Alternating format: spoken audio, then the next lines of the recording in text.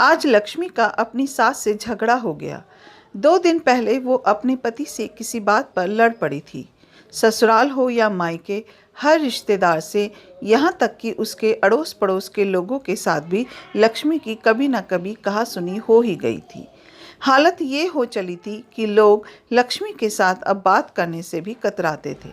उसे देखते ही अपना रास्ता मोड़ लिया करते थे।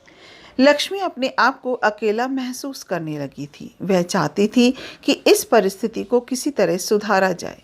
उसे यह तो पता था कि लोगों का उससे दूर होने का कारण उसके झगड़े थे, लेकिन वह यह नहीं समझ पा रही थी कि यह झगड़े हो कैसे जाते हैं।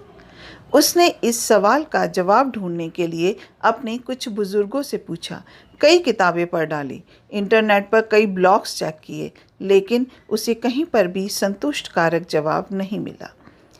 एक दिन लक्ष्मी के दरवाजे पर एक फकीर भीख मांगने आया। लक्ष्मी उसे देने के लिए आटा लेकर आई।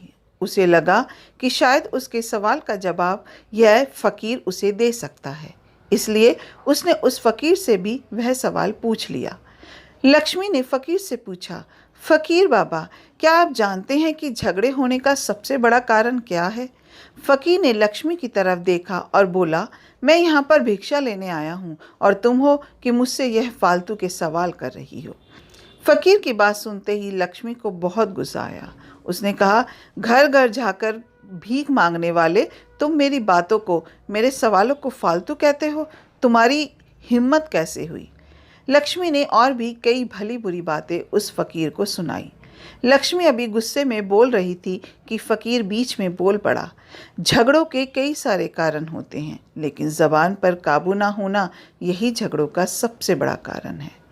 फकीर की बात सुनकर लक्ष्मी गहरी सोच में पड़ गई। फकीर ने भिक्षा का आटा लिया और वहाँ से चला गया। कहते हैं ना, लंबा धागा और लंबी जुबान केवल समस्याएं ही देते हैं, इसलिए धागे को लपेटकर और ज़बान को समेट कर रखना चाहिए। अपना कीमती समय देने के लिए दिल से शुक्रिया। फिर मिलते हैं एक नई कहानी के साथ। जय हिंद।